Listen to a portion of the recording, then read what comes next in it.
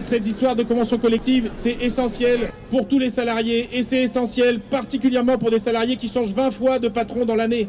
Donc c'est un des éléments pour lequel la loi travaille. Évidemment, nous en exigeons le retrait. Le gouvernement tente de nous décrédibiliser en nous expliquant que si la jeunesse est inquiète, c'est parce qu'elle n'a pas compris les projets du gouvernement. Nous vous appelons à participer massivement aux journées de mobilisation et d'action à venir. Nous appelons également à la convergence des luttes entre les différents secteurs, car c'est tous et toutes ensemble que nous gagnerons.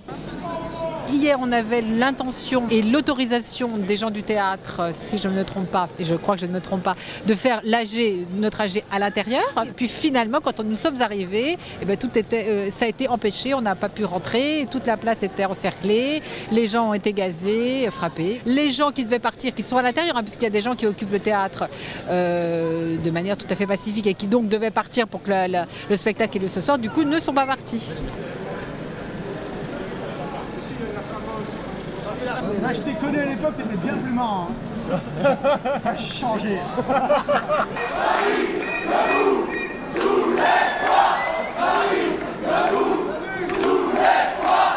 Alors moi je couvre l'événement, hein. Je suis sur les Nuits debout quasiment depuis le début. J'ai vu qu'on pouvait désormais mutualiser nos yeux en plus que nos oreilles en direct. Du coup j'ai trouvé ça super. Je trouve que c'est un acte militant de pouvoir redonner accès aux médias hors médias mainstream. La vision de chacun est nécessaire pour pouvoir se faire un avis sur qu'est-ce que Nuits debout, puisque même en étant à l'intérieur, c'est extrêmement compliqué de vraiment encore donner une identité.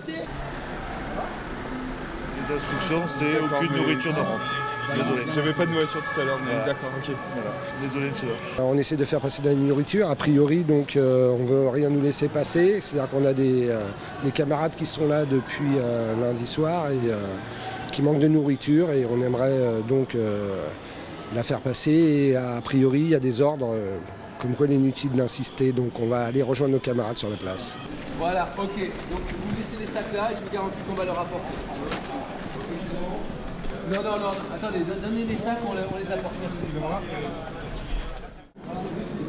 Alors l'idée c'était de se dire qu'on n'est pas obligé de se gazer tous entre nous et qu'on peut juste se parler. Les fleurs c'était histoire de détendre un petit peu l'atmosphère et d'essayer d'engager le plus d'actions possible pour se parler. Ils demandent aux intermittents 400 millions d'économies, aux chômeurs 800 millions, dont la moitié aux intermittents. Les intermittents on est moins de 10%, je ne sais pas le chiffre exact, donc je ne vais pas dire des conneries, mais en tout cas on est moins de 10%, je crois qu'on est 7% à peu près, et on nous demande la moitié des économies de tous les chômeurs.